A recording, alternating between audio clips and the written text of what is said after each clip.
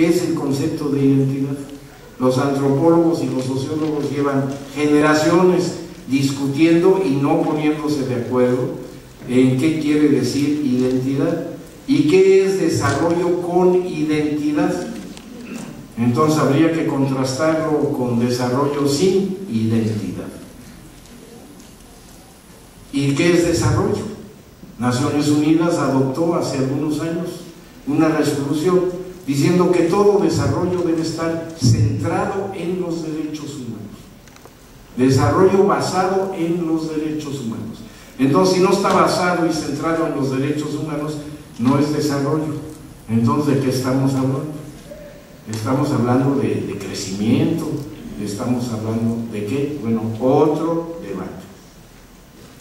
Finalmente, otro de los temas, artículo 534 en la declaración, es el tema de lo que muchos llaman usos y costumbres, o bien derecho consuetudinario, o como se llama ahora, derecho indígena. Los indígenas, los pueblos indígenas tienen su propio derecho, y algunas constituciones y leyes en la materia reconocen la jurisdicción indígena, pero no la aplican.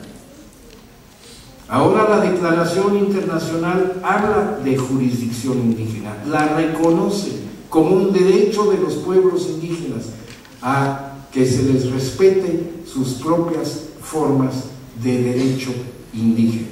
Pero ¿cómo hacerlo? ¿Cómo llevarlo a cabo? ¿Cómo proteger los derechos humanos individuales y colectivos dentro de ese sistema jurídico plural o alternativo? Ese es el gran problema, porque aquí vemos el conflicto básico entre dos concepciones de derecho que seguramente ustedes han discutido mucho en estas aulas, precisamente la concepción monista y la concepción pluralista del derecho. Los derechos humanos de los pueblos indígenas requieren del reconocimiento de una visión pluralista del derecho y no de la imposición de una visión monista del derecho. Y esto es algo que se tiene que resolver no solo en los tribunales, se resuelve en las legislaturas, se resuelve en las aulas de las facultades de derecho, en las visiones que hay sobre el tipo de derecho que es más adecuado para la protección de los derechos humanos de los pueblos indígenas. Ya llegamos a ver, bueno, si ya tenemos la declaración, algunos dicen gran victoria, ya se consiguió finalmente. Bueno, sí se consiguió un pedazo de papel, punto, nada más, pero los papeles hablan, los papeles son muy importantes. Ahora, ¿qué hacemos con esos papelitos? Cuando están ahí, aunque vengan bien presentados con el logotipo de Naciones Unidas, etcétera, ¿no? Y aparezcan incluso en el internet, bueno, todo eso es importante, pero ¿cómo vamos a implementar la declaración? Ese es el gran reto, y para eso sirve precisamente un curso como el que se inaugura aquí el día de hoy. Solamente para señalar brevemente, porque esto nos abre otros caminos de debate y de discusión y de análisis y de interpretación y de práctica real, cotidiana, día a día, ¿no? ¿Qué hay que hacer para implementar esa declaración tan hermosa que tenemos, pero tan difícil y compleja para implementar? Primero, el tema de la legislación doméstica, que no está adecuada a esos principios y a esos derechos y a esa declaración. Entonces hay ya como una alergia en la legislación doméstica a esa declaración. Hay que reformar la legislación doméstica. Y la que existe hay que armonizarla entre sí. En varios de mis visitas a países como relator especial de la ONU, me encontré mucho con que decían algunos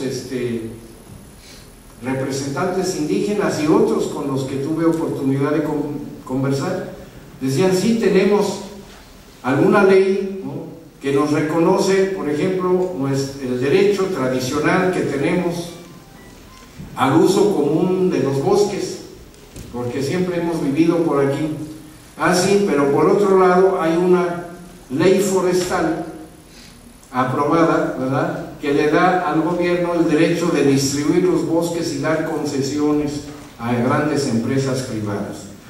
Primera contradicción entre la ley que reconoce los bosques a los indígenas y la ley que reconoce a las grandes empresas madereras el derecho de cortar el bosque. Bueno, el mismo Congreso adoptó las dos leyes, ahí están. Entonces, ¿qué hay que hacer en un país si vamos a ser consecuentes con los principios de derechos humanos? Hay que armonizar, tratar de armonizar, de integrar lo que es contradictorio y disonante en la legislación. Tercer punto, y esto tiene que ver directamente con el litigio estratégico, la jurisprudencia.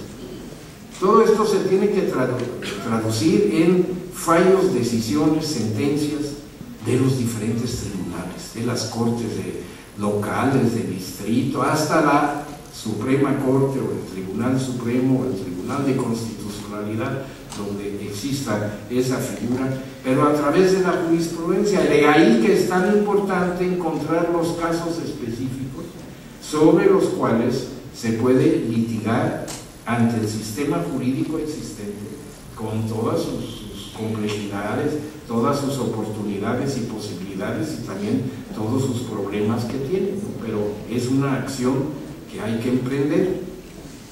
Pero más allá de la parte propiamente legislativa o la parte jurídica, tenemos que entrar a los programas y a las plataformas políticas. Si las fuerzas políticas de un país no adoptan como propios los principios de esta declaración de los derechos de los pueblos indígenas, entonces nunca se transformará realmente en programas específicos. Y ahí yo diría que en la mayoría de nuestros países, incluyo el mío desde luego, los partidos políticos no han asumido su responsabilidad.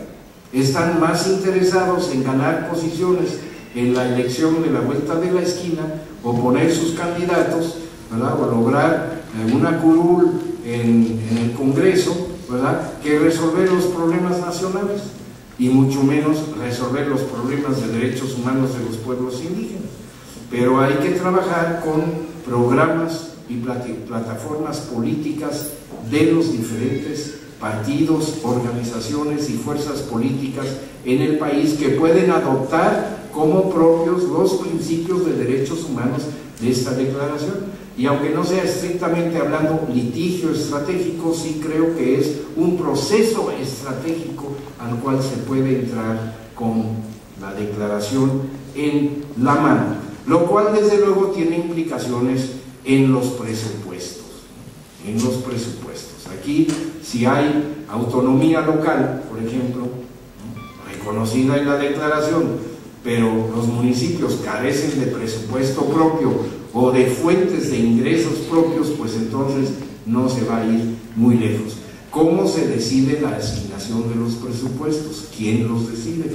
¿De qué manera están representados los pueblos indígenas en la asignación y distribución de los presupuestos federales?